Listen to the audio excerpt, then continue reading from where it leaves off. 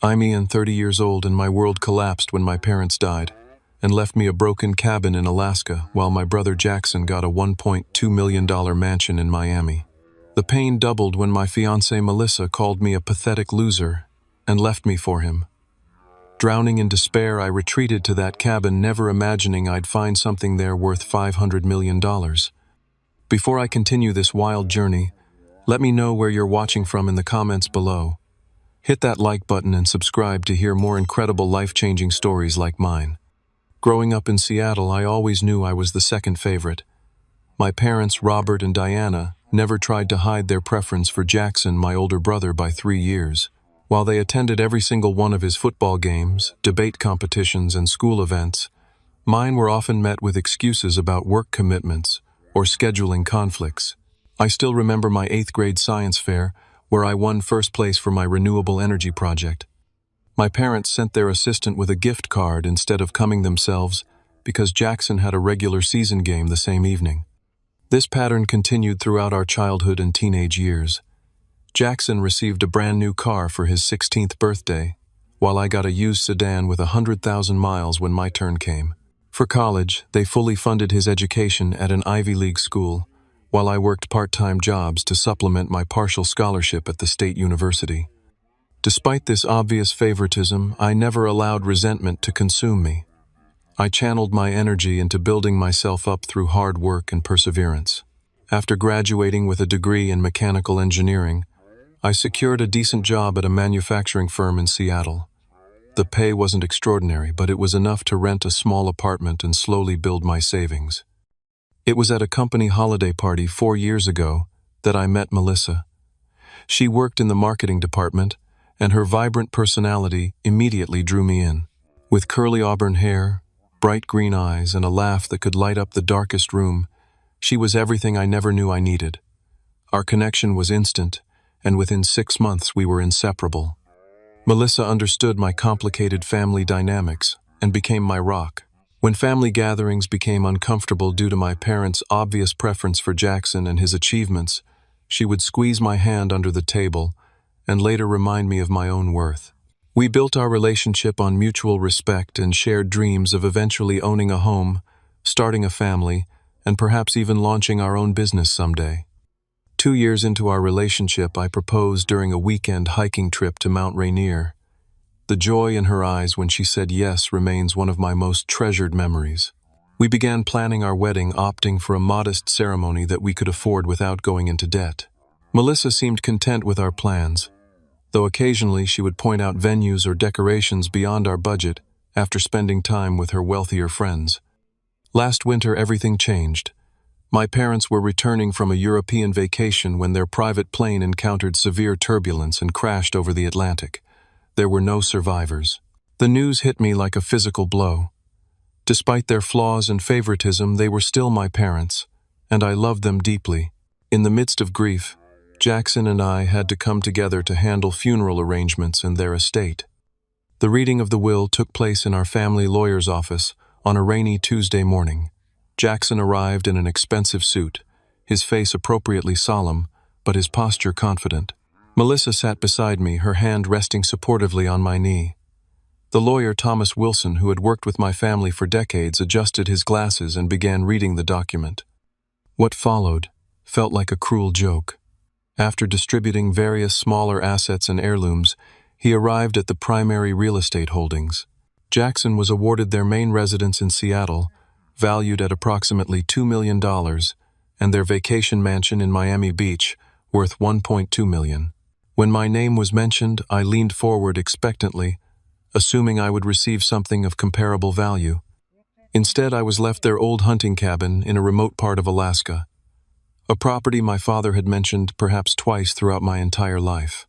The lawyer described it as needing significant repairs with an estimated value of less than $50,000. The room fell silent. I felt as if all the air had been sucked out of my lungs. How could they have been so blatantly unfair, even in death? Jackson cleared his throat, a small smile playing at the corner of his lips, before he smoothed his features back into an appropriately mournful expression. Melissa's hand had frozen on my knee. When I glanced at her, I caught a flash of disappointment crossing her face before she quickly masked it with a sympathetic smile. The contrast between her reaction and her usual supportive nature sent a chill through me that I tried desperately to ignore. Outside the lawyer's office, Jackson approached me with a practiced look of concern. "Tough break about the cabin, little brother. If you need any help with it, just let me know."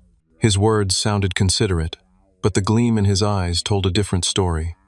He was enjoying this final proof of our parents' preference. Melissa was uncharacteristically quiet during our drive home. When I finally broke the silence to express my hurt and confusion over my parents' decision, her response lacked her usual warmth.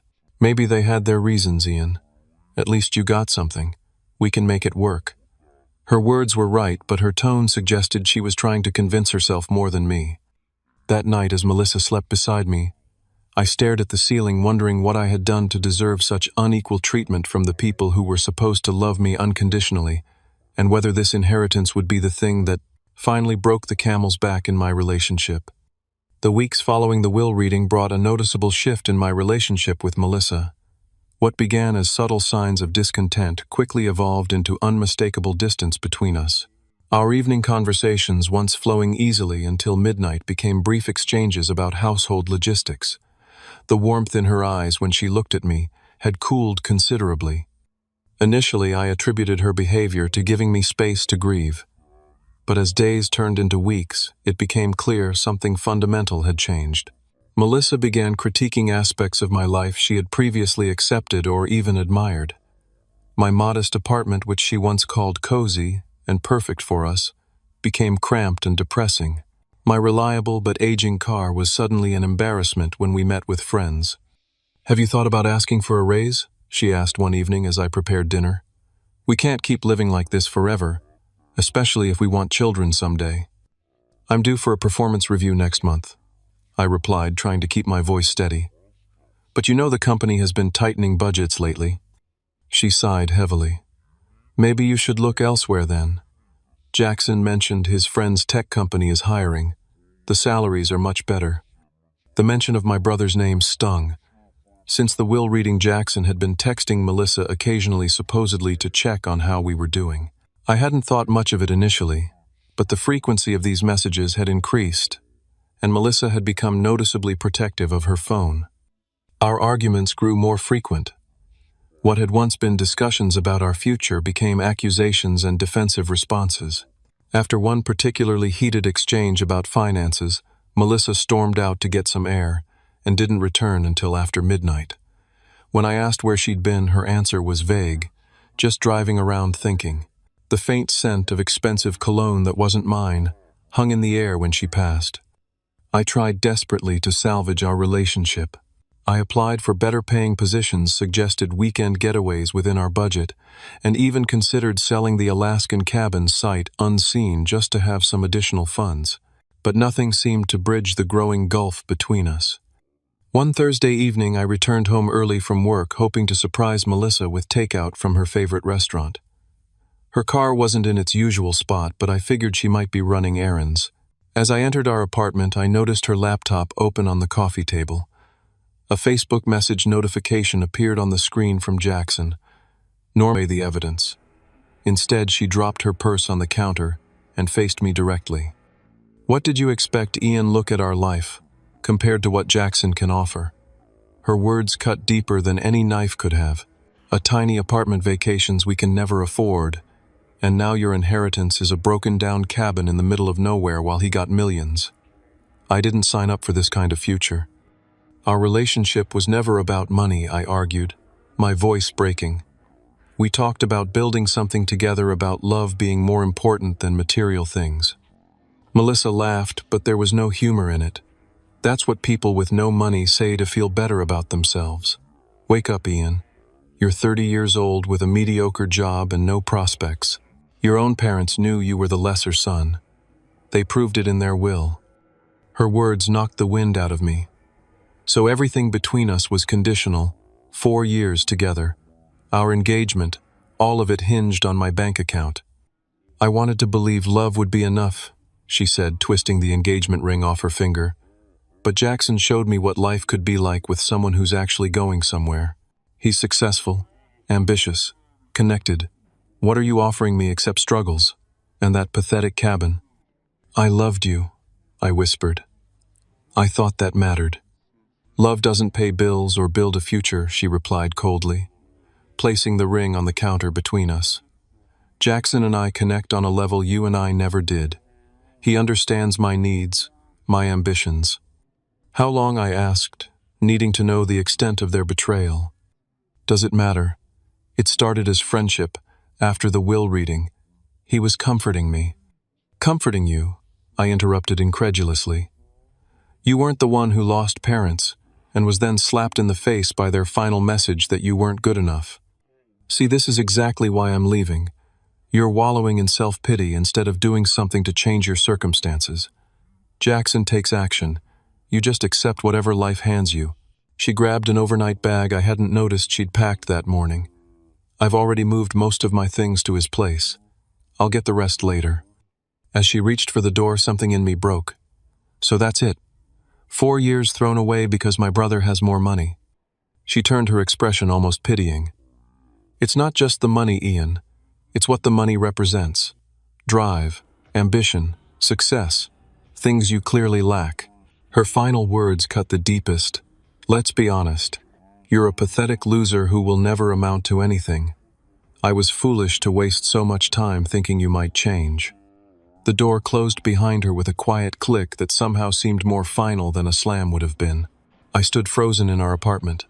My apartment now surrounded by the remnants of what I'd thought was a loving relationship built on mutual respect and shared dreams. Everything had been a lie, and now my brother had taken the last thing I truly cared about. The weeks following Melissa's departure were the darkest of my life. I moved through each day like a ghost going through the motions without truly being present. My performance at work suffered significantly as I struggled to focus on even the simplest tasks. Twice my supervisor called me into his office to discuss my declining productivity. I understand you're going through personal issues, Ian, he said. During our second meeting, his expression, a mixture of concern and frustration. But we have deadlines that can't be ignored. If things don't improve by the end of the month, we'll need to reevaluate your position here. I nodded numbly, promising to do better, while knowing I lacked the emotional capacity to follow through. Each night, I returned to an apartment that felt cavernous despite its small size. Everywhere I looked, I saw Melissa's absence. The empty side of the closet, the bathroom counter missing her cosmetics, the bookshelf with gaps where her novels had been. Sleep became elusive. When exhaustion finally pulled me under, I would dream of her and Jackson together, laughing at my naivety. I'd wake in cold sweats, reaching across the bed for someone who was no longer there. My friends tried to help. Mark invited me for beers, attempting to distract me with stories from his job and gentle encouragement to get back out there. Angela, a college friend who had always been like a sister to me, brought homemade meals and offered a sympathetic ear. But I pushed them away, unable to articulate the depth of my betrayal and unwilling to be a burden. You need to talk to someone professional, Angela suggested after I canceled plans with her for the third time. This isn't healthy, Ian. You're withdrawing from everyone who cares about you. I'm fine, I insisted, the lie transparent even to my own ears. I just need some time. Social media became both my torment and obsession. Despite knowing better, I found myself scrolling through Jackson's profiles late at night, punishing myself with images of him and Melissa, enjoying his Miami mansion, attending exclusive parties, and cruising on his newly purchased yacht. Their happiness seemed to mock my misery. Melissa had already changed her relationship status and was flaunting a diamond bracelet Jackson had given her just because, according to her caption.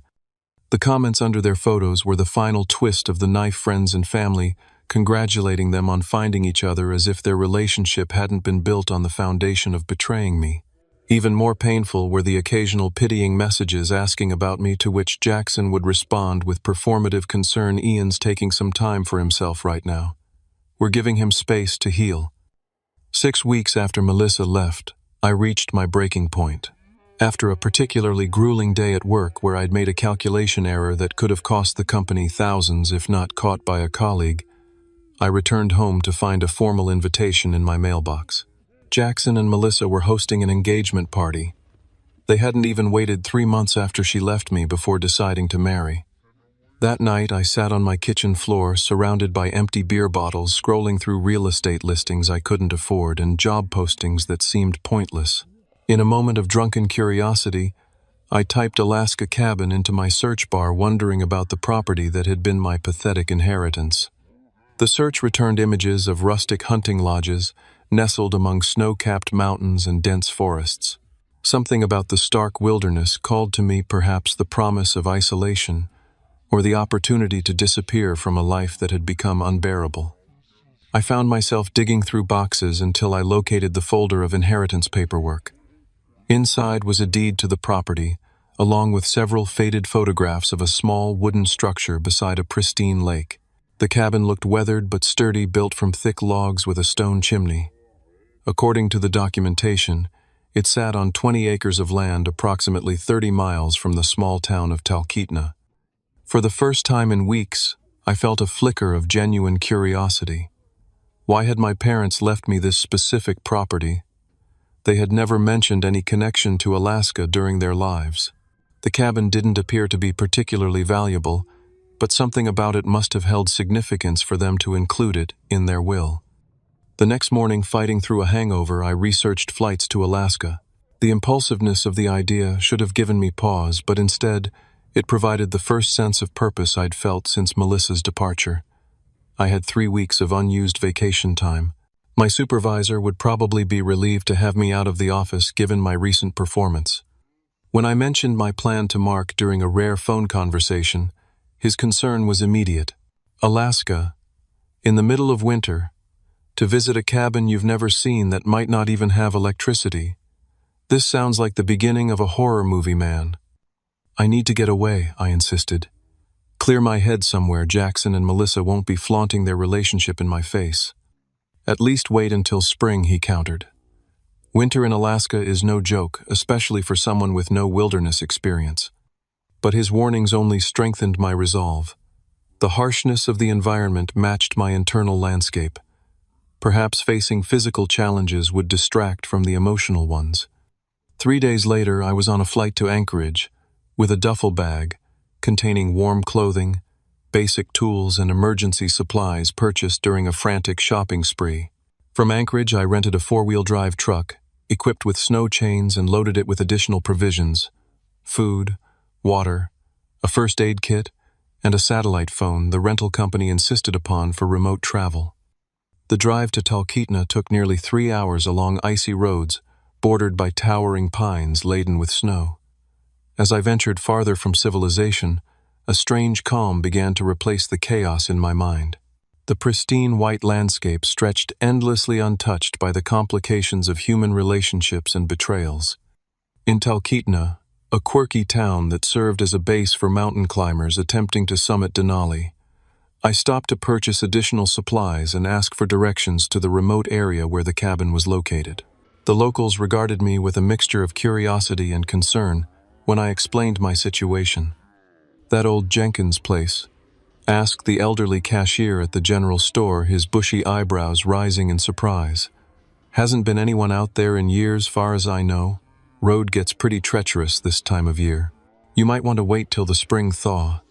"I need to see it now," I replied, adding more firewood and canned goods to my already substantial stockpile. He shrugged, seemingly accustomed to the determination of outsiders. "Your funeral, but take this." He handed me a hand-drawn map with additional notes about landmarks and potential hazards. "Cell service is non-existent out there. If you get stuck, stay with your vehicle." The final stretch of my journey proved as challenging as the locals had warned. What began as a narrow paved road gradually deteriorated into a rutted track barely visible beneath the snow. The truck's engine strained as I navigated around fallen branches and through drifts that reached the hood in some places. Just as I began to fear, I'd made a terrible mistake. The trees thinned, revealing a clearing beside a frozen lake. And there, partially obscured by snow, stood the cabin from the photographs, my inheritance, my refuge, and possibly my salvation. The cabin looked even more dilapidated in person than it had in the faded photographs. Snow had accumulated on one section of the roof, causing a visible sag in the structure. Several window panes were cracked or missing, entirely covered with weathered plywood. The wooden steps leading to the front porch groaned ominously beneath my weight as I approached the door. A rusted padlock secured the entrance, but the key from the inheritance paperwork worked after several attempts and liberal application of WD-40 from my supplies. The door swung open with a haunting creak, revealing an interior that smelled of dust, mildew, and decades of neglect. The main room contained a stone fireplace, a worn leather couch draped with faded quilts, and a rough-hewn dining table surrounded by 4 mismatched chairs. A thick layer of dust covered every surface, and mouse droppings littered the corners. The kitchen area consisted of an ancient wood-burning stove, a hand pump over a stone sink, and cupboards with peeling paint. "Home, sweet home," I muttered, setting down my supplies and surveying what I'd impulsively decided would be my accommodation for the next few weeks. After opening the shutters to admit what little winter daylight remained, I conducted a more thorough exploration. A narrow staircase led to a loft area with 2 twin beds covered in plastic sheeting. A back door opened to a covered porch overlooking the frozen lake, the view admittedly spectacular despite the cabin's shortcomings. A woodshed attached to the side of the building contained, thankfully, a substantial stack of seasoned firewood. As darkness fell rapidly, the temperature inside the cabin dropped to uncomfortable levels. I focused on making one area habitable for the night, clearing debris from the fireplace and carefully building a fire with newspaper kindling and smaller logs. The chimney drew well, much to my relief, and soon a warm glow illuminated the main room. Using melted snow heated on the now functioning wood stove, I cleaned enough dishes to prepare a simple meal of canned soup and crackers. As I ate in silence, illuminated only by firelight and a battery-powered lantern, the magnitude of my situation settled over me. Here I was, hundreds of miles from anyone who knew me, in a broken-down cabin that represented my parents' final estimation of my worth. Yet strangely, for the first time since Melissa's departure, I felt something like peace. The simplicity of immediate needs, warmth, food, shelter, provided a focus that had been lacking in my grief-stricken existence. The absolute silence, interrupted only by the crackling fire and occasional settling of the cabin's timbers, soothed my jangled nerves. The next morning I awoke stiff, but surprisingly refreshed after sleeping on the couch near the fire. Sunlight streamed through the windows, transforming the dusty interior into a tableau of dancing particles that almost appeared magical. Outside, the landscape sparkled under a fresh dusting of snow, the frozen lake stretching toward mountains that pierced a perfectly blue sky. With daylight on my side, I began the process of making the cabin more livable. I swept floors, scrubbed surfaces, repaired what I could with the limited tools I'd brought, and made an inventory of issues that would require professional attention if I decided to keep the property. To my surprise, the well pump in the kitchen produced clear, cold water after several minutes of persistent effort. While clearing cobwebs from a corner bookshelf, I discovered a collection of family photographs I hadn't noticed during my initial inspection. Most featured scenic landscapes without people, but several showed a much younger version of my father standing proudly outside the cabin or holding up fish beside the lake. One photo in particular caught my attention. My parents, looking to be in their 30s, arms around each other on the cabin's porch, wide smiles on their faces. The date stamp on the back read, June 1991, the summer before I was born. I had never seen this photo or any others of them at this cabin. According to family lore, they had purchased the property on a whim during their early marriage, but rarely visited due to its remote location. Yet here was evidence they had been here looking happy and relaxed around the time of my conception. Had this place held special meaning for them that they never shared? Was there some connection to me that explained why they had left it specifically to me and not Jackson? These questions occupied my mind as I continued cleaning. Behind a stack of ancient hunting magazines, I found a locked metal box containing fishing gear, additional photos, and several sealed envelopes addressed to Robert Jenkins at a post office box in Talkeetna. The return addresses were from various mining supply companies and the Alaska Department of Natural Resources, dated throughout the 1990s. This discovery added another layer to the mystery. Had my father been involved in mining activities here, Nothing in our family history had ever suggested this. My father had made his fortune in commercial real estate development in Seattle. Any Alaskan mining ventures had never been mentioned. On my third day at the cabin, while chopping additional firewood, I noticed movement at the tree line. Tensing initially, I relaxed when I realized it was a person approaching on snowshoes, not the bear I had momentarily feared. An older man with a silver beard and weathered face made his way toward me, raising a gloved hand in greeting. "Thought someone might be up here," he called as he drew closer. "Saw smoke from the chimney yesterday. Not many folks come out this way, especially in winter." "I inherited the place recently," I explained, setting down my axe. "Just checking it out, doing some basic repairs." "Jenkins' boy?" he asked, surprising me. "You look like him around the eyes." "You knew my father?" "Ethan Donnelly," he introduced himself, extending a hand. "Your dad and I were neighbors out here for nearly 20 years. My cabin's about 2 miles that way." He gestured toward the northwest. "Sorry to hear about Robert and Diana. Bad business with that plane." I invited him inside, grateful for human contact and the possibility of learning more about my parents' connection to this place. Ethan accepted a cup of coffee, settling into one of the dining chairs, with the comfort of someone who had sat there many times before. "Your dad never mentioned me?" he asked, noting my confusion. "To be honest, he barely mentioned this cabin," I admitted. "I grew up thinking they never came here." Ethan's bushy eyebrows rose in surprise. "Never came here? They were up every summer for at least 2 weeks, sometimes longer. Your dad was here for nearly a month each fall during hunting season. Came in winter occasionally too, when he could get away from the city." This revelation stunned me. "Are you sure I never knew them to take vacations here? They went to Europe, the Caribbean, Hawaii, but never mentioned Alaska trips." "Son, I've got 20 years of memories fishing that lake with your father. Diana would make her famous sourdough pancakes and we'd sit right at this table playing cards when the weather turned. They were here, no question about it." He went on to share stories about my parents that painted them in a light I had never seen: relaxed, adventurous, freed from the corporate image they maintained in Seattle. According to Ethan, my father had been passionate about the Alaskan wilderness, often speaking of his desire to spend more time here after retirement. "What about mining?" I asked, mentioning the envelopes I'd found. Ethan's expression shifted subtly. "Robert did some prospecting over the years. Hobby more than anything, I thought.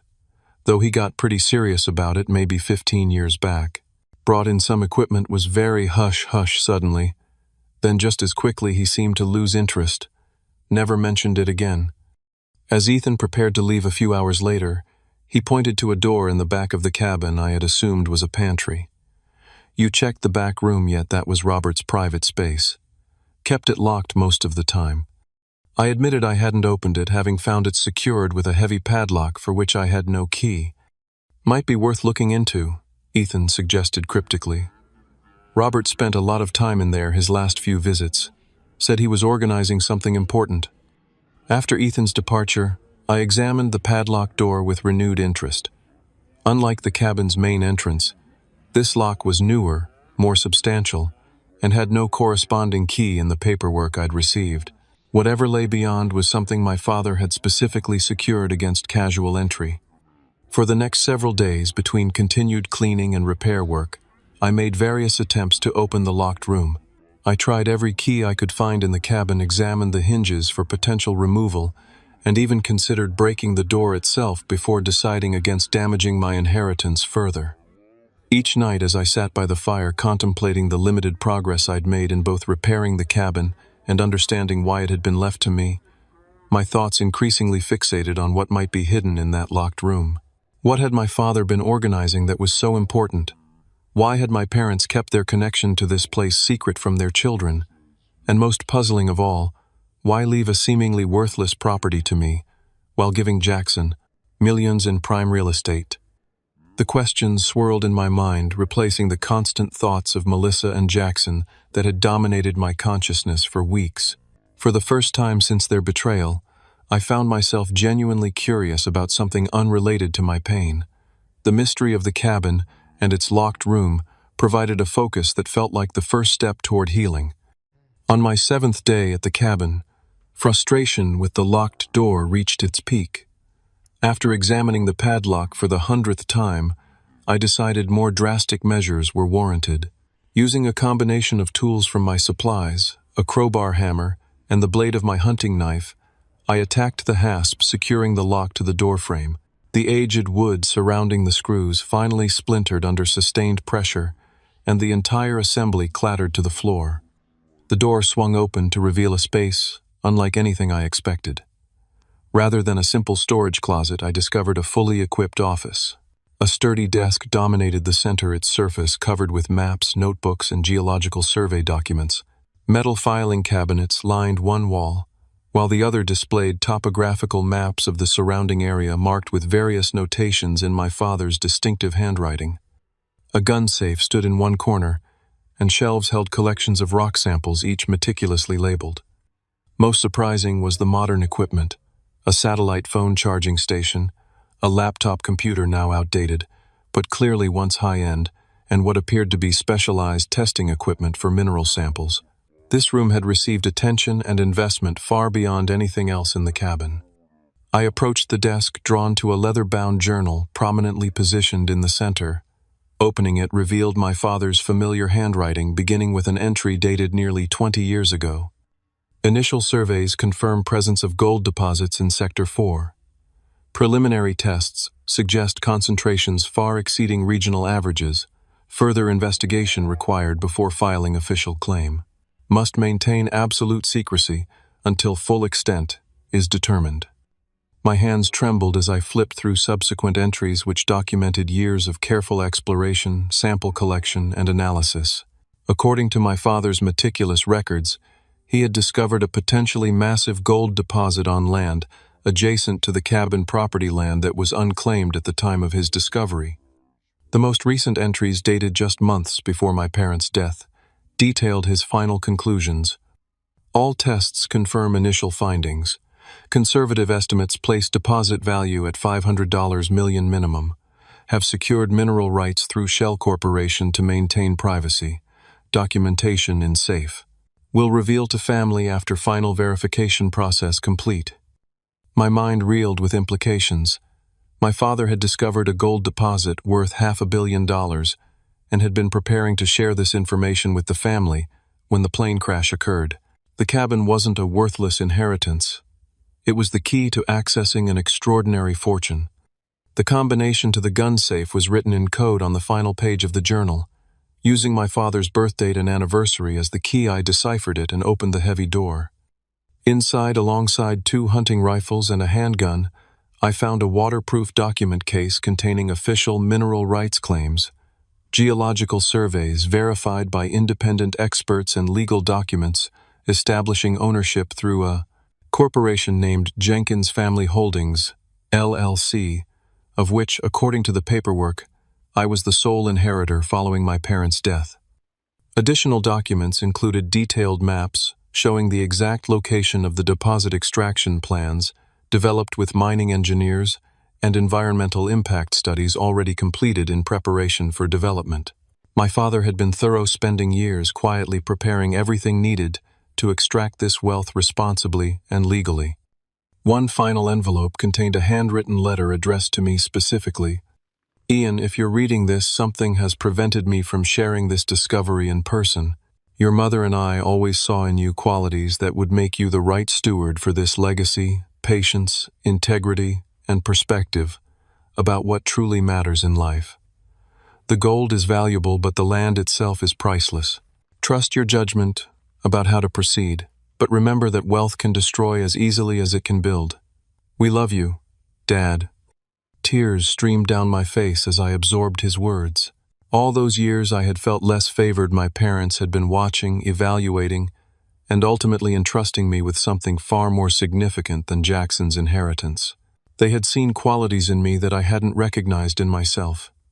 The following morning, I hiked through snow-covered forest to Ethan's cabin, the journal and critical documents secured in my backpack.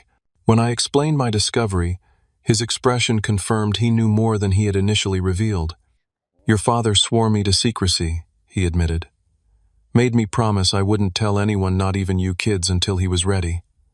After the accident, I wasn't sure what to do. Figured the lawyer would have instructions. "Did you know the extent of it?" I asked. "The value."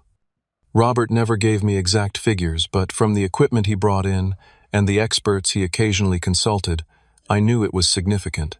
He was cautious, wanted everything verified multiple times, all the legal aspects covered before going public. Ethan hesitated.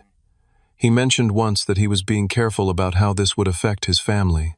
Said money had already done enough damage to one of his children, and he wouldn't let it ruin the other.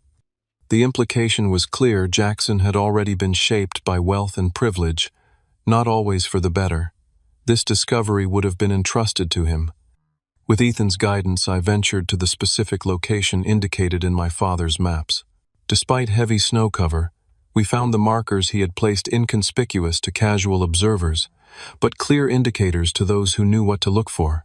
A small, unmarked entrance led into what appeared to be an abandoned test mine, but extended beyond into areas where my father had taken samples, showing extraordinary gold concentrations. Standing at the entrance, looking at unassuming rock that potentially contained millions in precious metal, I felt overwhelming responsibility. This wasn't just a financial windfall. It was my father's legacy, his final message about what he truly valued, and who he trusted to carry that forward. Back at the cabin that evening, I began making calls using the satellite phone from my father's office. First to a geologist recommended in his notes, then to an environmental consultant he had previously worked with, and finally to a lawyer specializing in mining rights. Each conversation confirmed what the documents suggested: I was sitting on one of the largest gold discoveries in recent Alaskan history. As I laid out my father's maps and notes across the now clean dining table, I realized the cabin itself had been transformed in my perception. What had initially seemed like a worthless, broken-down structure was actually the centerpiece of a carefully constructed plan, a deliberate disguise for something extraordinarily valuable, much like the unassuming rocks that contained gold veins. It struck me that perhaps my father had seen the same in me, unremarkable on the surface to casual observers, but containing hidden value that would emerge under the right circumstances. The thought brought a smile to my face for the first time in months. That night, as snow fell gently outside and firelight flickered across walls that now held meaning beyond their weathered appearance, I began formulating plans for the future, not just for the gold, but for myself. The path forward would require patience, wisdom, and integrity, exactly the qualities my father had seen in me when no one else had, not even myself. Over the next 3 weeks, my father's discovery was methodically verified by experts who traveled to the remote site, braving winter conditions, to confirm what the documents had claimed. The lead geologist, Dr. Amanda Foster, stood in the main tunnel, shining her specialized light on a vein running through the rock wall. "Your father wasn't exaggerating," she said, her breath visible in the cold air. "Based on our core samples and preliminary assays, this deposit is exceptional both in quality and quantity." His estimate of $500 million might actually be conservative, depending on extraction methods and market prices. The environmental assessment team confirmed that with proper techniques, the mine could be developed with minimal impact on the surrounding ecosystem.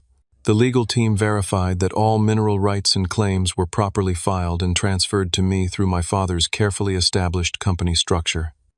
Word of the discovery inevitably began to spread through the small community of mining professionals in Alaska. Soon, representatives from major mining corporations were reaching out with acquisition offers, some approaching $1 billion for complete rights to the deposit. I established temporary headquarters in Talkeetna, converting a rented cabin into an office where I could meet with various experts and executives. The transformation in how I was treated was both amusing and disturbing. People who would have overlooked me entirely weeks earlier now hung on my every word. Business cards were pressed into my hands at the local diner. Invitations to exclusive industry events arrived daily. Through it all, I kept returning to my father's letter, particularly his warning that wealth can destroy as easily as it can build. I began to understand why he had been so careful about how this discovery would affect his family. The sudden attention and deference from strangers gave me a small taste of what Jackson had experienced his entire life. People responding, not to who you are, but what you possess. 6 weeks after my initial discovery, as news of the gold deposit began appearing in mining industry publications, I received the call I had been both expecting and dreading. Jackson's name flashed on my phone screen one evening as I sat reviewing development proposals in my Talkeetna office. "Ian, little brother," his voice boomed with forced joviality. "Why haven't you been returning my calls? I've been worried sick about you disappearing to Alaska all this time." "I'm sure you've been beside yourself with concern," I replied, keeping my tone neutral despite the sarcasm in my words. "Listen, I've been hearing some interesting rumors. Something about a gold discovery, the cabin property. You should have called me immediately if you found something valuable. As family, we should discuss this together. Like we discussed you and Melissa getting together behind my back." An uncomfortable pause followed. That was unfortunate timing, I admit. But Melissa and I truly connected. These things happen. Water under the bridge now, right? The important thing is that we're family, and family sticks together when it comes to business opportunities. Is that what we do? Funny, I don't recall that principle being applied when you received properties worth millions while I got a worthless cabin. About that, Jackson's tone shifted to one of practiced sincerity. "I've been thinking that division wasn't entirely fair. I'd be happy to discuss a more equitable arrangement now that we know the cabin property has value." "How generous of you," I said, unable to keep the edge from my voice. "And what does Melissa think about all this? Is she excited about potentially reconnecting with her former fiancé now that he might not be a pathetic loser after all?" Jackson cleared his throat awkwardly. "She feels terrible about how things ended. We both do. In fact, we've been talking about flying up there to see you clear the air properly. This gold situation could be a fresh start for all of us." The conversation continued in this vein, with Jackson alternating between expressions of familial loyalty and thinly veiled attempts to position himself for a share of the discovery. I ended the call non-committally, promising to think about his suggestion to visit. Less than a week later, they arrived unannounced at my Talkeetna office. Jackson, in an expensive parka that looked fresh from the store, Melissa beside him, her familiar perfume filling the small space as they entered. The diamond engagement ring on her finger caught the light intentionally displayed. "Surprise," Jackson announced, arms spread wide, as if expecting a joyful reunion. "We thought it was time for a family meeting." Melissa stepped forward, her expression carefully composed into one of contrition. "Ian, I know things ended badly between us. I said things I regret deeply. I was in a difficult place emotionally after your parents' passing, not thinking clearly." I studied her face, searching for the woman I had loved for 4 years.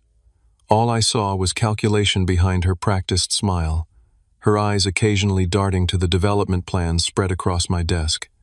"It's quite a coincidence that your regret surfaces exactly when news of the gold deposit goes public," I observed. "That's unfair," Jackson interjected. "We've been trying to reach you for weeks long before any news broke." "Phone records would suggest otherwise," I replied calmly. "But it doesn't matter. I appreciate you making the trip, but there's nothing to discuss regarding the mine. The mineral rights are legally mine through Dad's company, and I've already made decisions about development." Jackson's friendly facade cracked slightly. "Without consulting family, Dad would have wanted all of us involved. This discovery belongs to the Jenkins family legacy." "I agree completely," I said, surprising them both. "That's why I'm following the specific instructions Dad left regarding how the discovery should be handled. He was very clear about who he was entrusting with these decisions." The meeting deteriorated from there, with Jackson's offers of help becoming increasingly transparent attempts to claim a portion of the wealth. Melissa vacillated between appeals to our past relationship and subtle reminders of how beneficial it would be to have Jackson's business connections. I remained polite but firm, escorting them out after declining their suggestion to extend their stay. As their rental car pulled away, I felt an unexpected sense of closure. Seeing them through the lens of my new understanding, both of myself and my parents' intentions, had stripped away the last of my pain. They were simply people who valued certain things: status, wealth, appearances. Their choices had been consistent with those values, just as my parents' final decision had been consistent with recognizing different values in me. The same afternoon, I had a meeting scheduled with an environmental engineering consultant who had been recommended by several local mining operators for her innovative approaches to sustainable extraction. Sarah Winters arrived precisely on time, dressed, practically in work clothes, suitable for field visits, rather than the business attire I'd grown accustomed to seeing on visiting executives. "I reviewed your father's environmental impact studies," she said after introductions, diving straight into business. "They were ahead of their time when conducted, but there are newer techniques we should consider, particularly for water protection in this watershed." Her straightforward approach was refreshing after Jackson and Melissa's performance. Over the next several hours, Sarah walked me through various options for developing the mine with minimal environmental impact, never once mentioning the deposit's value or my personal windfall. Her focus remained entirely on doing the job right. "What's your connection to Alaska?" I asked as our meeting concluded. "Your expertise seems very specific to this region."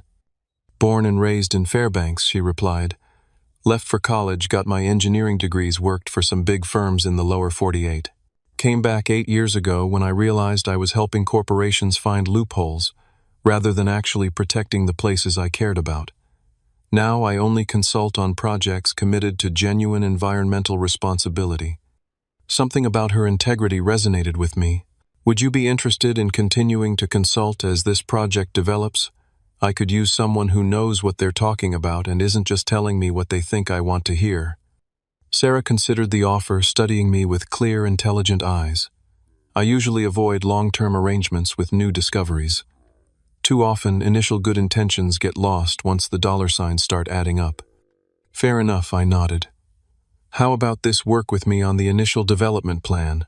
If at any point you feel the project is compromising your environmental standards, you can walk away no questions asked with full compensation for your time."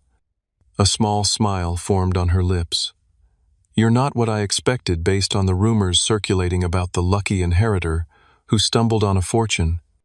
"I'm discovering I'm not who most people expected me to be," I replied honestly, including myself. Over the following months, the Jenkins Gold Project took shape under my direction, with Sarah becoming an integral part of the development team.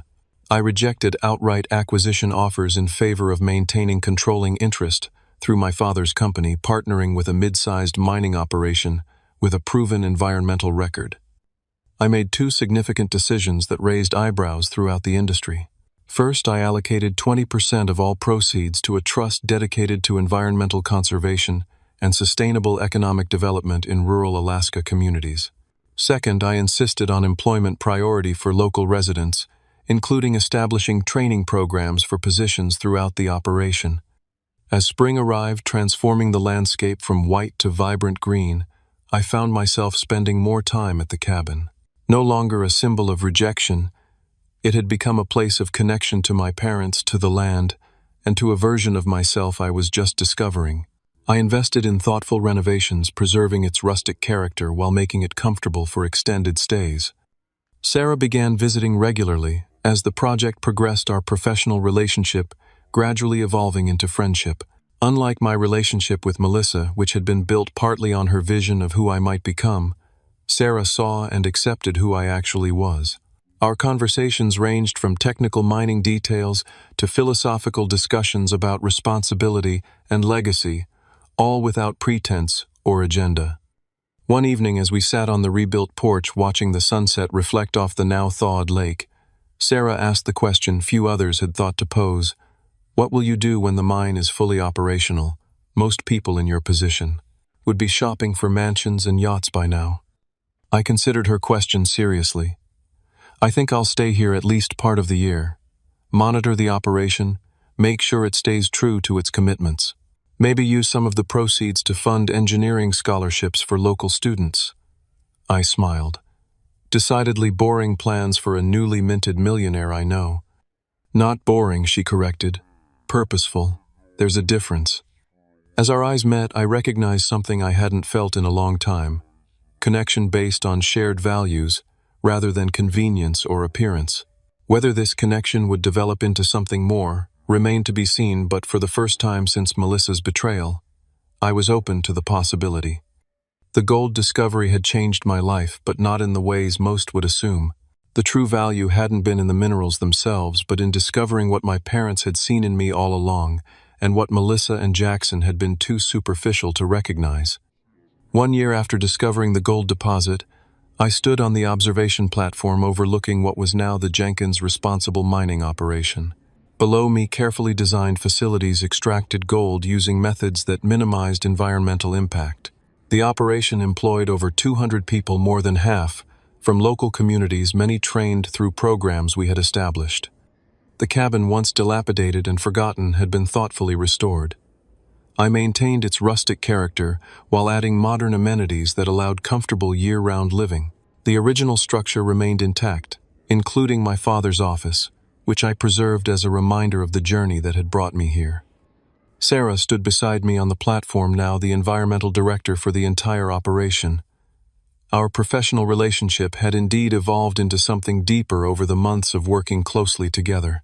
Unlike my relationship with Melissa, built on superficial attraction and convenience, what Sarah and I shared was founded on mutual respect, shared values, and genuine understanding of each other's strengths and weaknesses. The revegetation project is exceeding expectations, she noted, consulting her tablet. Native species reestablishment is 20% ahead of projections in the initial extraction zones. The tribal council seemed pleased during yesterday's site visit, I added, especially with the training center results. Our conversation was interrupted by my phone vibrating with an incoming call. The screen displayed Jackson's name, a now familiar occurrence. Since news of the operational mine and its success had been featured in national business publications, his attempts to reconnect had grown increasingly persistent. "Excuse me," I said to Sarah. "I should take this. It won't take long."